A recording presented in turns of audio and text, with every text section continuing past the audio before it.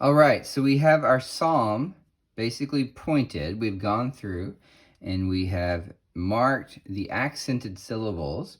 And now it's time to start matching up what we have here with our psalm tone. So I've just brought back what we had before.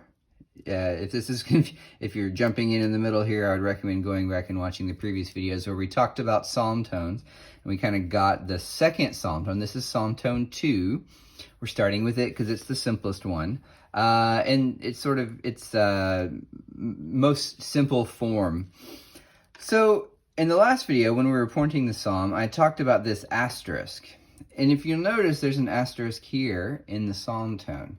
So this asterisk and this asterisk are going to match up. So basically, at this point when we're chanting the psalm, we should be here. Now, the psalm tone, as we pointed out before, is divided into two parts. Well, really more parts, but two main parts. There's this part, which is the tenor or the reciting tone, or these two notes are the tenor or the reciting tone. And then this section is called the mediant. Basically, this is the mid portion of each stanza. The stanza here would be the first two lines. The mid portion is right where that asterisk is. And so as we're singing it, we come through and we're at the midpoint, we do a little flourish, which is here. We're going to show you how to do that in just a second. So we recite the majority of the psalm on this tone, which is the tenor or the reciting tone. And then at the middle, we do this little flourish. And then we recite the next line on the same tone. Notice this is the same note. That is the case for every psalm tone except for one. The reciting tone in the first part is the reciting tone in the second part. And then here is the ending. So at the ending of the stanza, which would be the end of the second line, we do another little flourish, an ending flourish, if you will. So there are other parts of the psalm tone. See previous videos for details. We've cut them out because they're needlessly complex and most people don't use them. So we've put this down to sort of the simplest form. So how do we do this? Well, in addition to the asterisk here, notice we also have accented syllables. Well, that's handy because we have accented the syllables in our lines here. So if this first line, I'll move this down so you can see the whole stanza. This first line corresponds to the first half of this tone. This accent corresponds to this accent. So notice there are some notes after the accent. In this case, my accented syllable is the second from last syllable of this line, which means the last syllable, which will be li, is going to line up with this note. So the syllable God will line up with this note. The syllable li will line up with this note. This one is optional. That's what this dotted line means. We're going to see how to use that in just a little bit. We're also going to see what happens when the syllable doesn't line up on the second to last, when the accent doesn't line up on the second to last syllable. We'll see that in just a second. But for now, this stanza lines up with what we have here really, really well. So if I want to sing the first line, we'll leave off the introduction for now. I'll show it to you in a second. But I've got this tone, and any tone will do. Just pick something that's in your range comfortably. And basically, you just say or sing these words on this same tone. Blessed is the man who has not walked in the counsel. Blessed is the man who has not walked in the counsel. Something like that. Now, where do we move? Well, notice the accented syllable is where I move off of the reciting tone and I move up a whole step or a whole tone if you have some musical training. If not, just go up to the next note on the accented syllable, and then I come back down on the last syllable. So that will sound like this. Blessed is the man who has not walked in the counsel of the ungodly. Let me say it while I point to the words. I'll do it up here. Blessed is the man who has not walked in the counsel of the ungodly. You hear it? So the accent corresponds to the accent here. In this psalm tone, the accent is where I start to move for the first part. So let's say that again. Blessed is the man who has not walked in the counsel of the ungodly.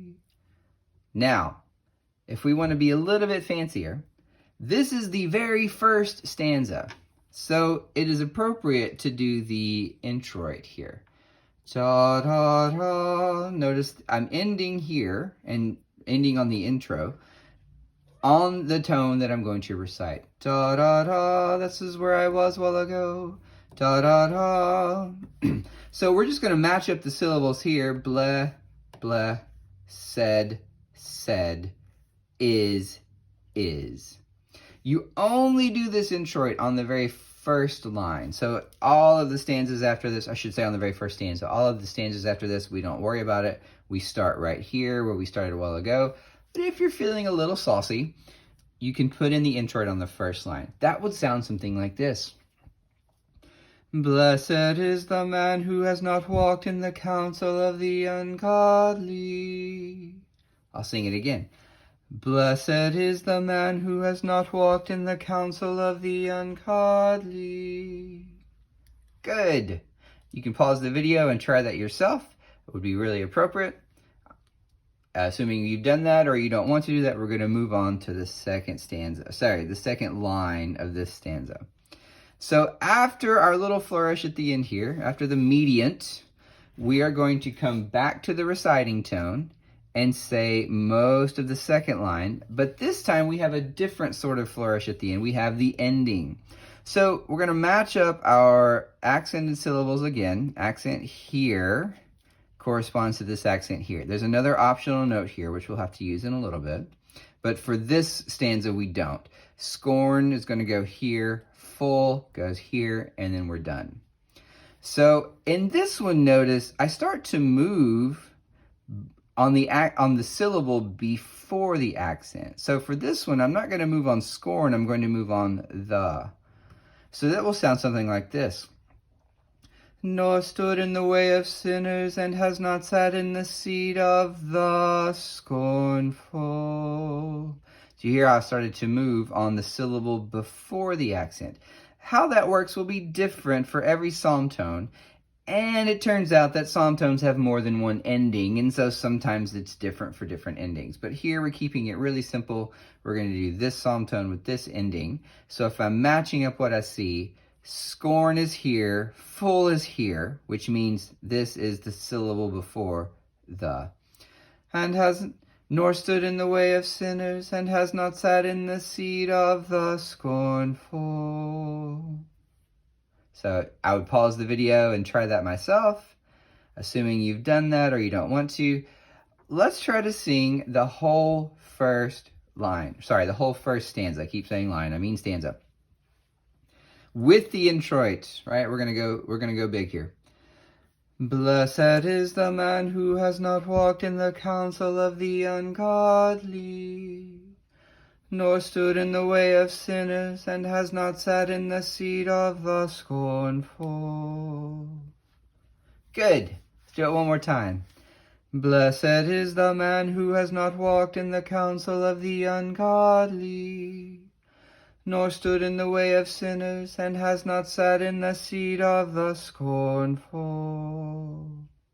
Good. All right. So assuming you've done that, the process for the rest of them is the exact same. There are a couple things we're going to talk about in the next few stanzas, but then I will let you guys work through the rest of the stanzas yourself. And then once you're comfortable with that, you can go to the next video and watch some friends of mine and I sing this and see how well what you do lines up with that. Let's talk about this line though, because there is an issue here. Notice the last accented syllable on this line is the last syllable of the line.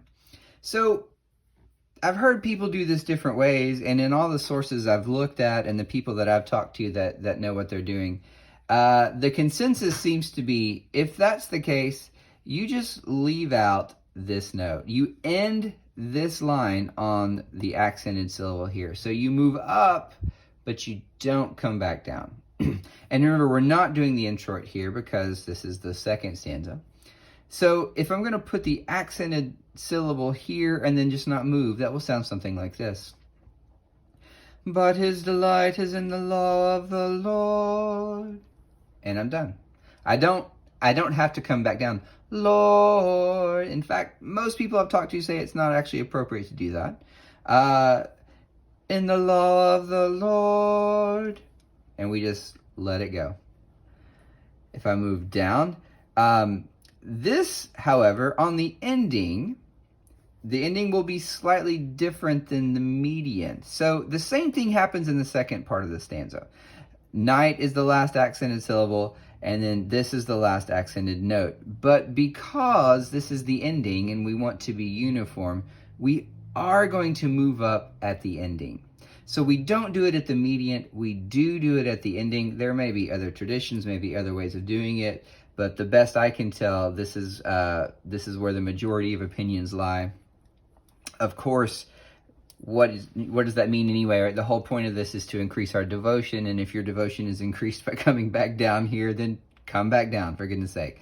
But I'm going to sing it the way that I have learned it, which is to use this last syllable this last note, even if I only have one syllable. I just combine the one syllable on these notes. And on his law will he meditate day and night. So what you don't want to do is go, meditate day and night. You don't want to change the accented syllable you don't want to put an unaccented syllable here. It's okay to put the accented syllable here and slur up, but we don't want to put the unaccented syllable here. And on his law will he meditate day and night. So if I'm going to sing this whole stanza. But his delight is in the law of the Lord, and on his law will he meditate day and night. Hopefully that makes some sense. One other thing to talk about, and that is in the very next line. We have the word waterside, which the last accented syllable is the third syllable from the end. This is where you get to use this optional note here. And I should point out, on the very rare occasion that you get an accent 4 syllables from the end, you can just add another note here.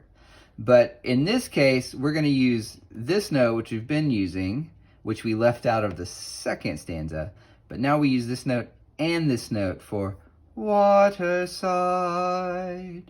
So this would sound like this. And he shall be like a tree planted by the waterside. So where this accent falls, this will always line up with this note. But whether or not you leave off this note or add another note is determined by where that accent falls in the word itself.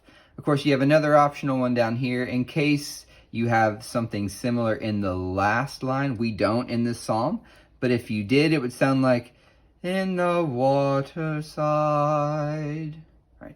By the waterside. So you can add the notes at the end if that's what lines up with your syllables. If it doesn't, just use the accents where they are.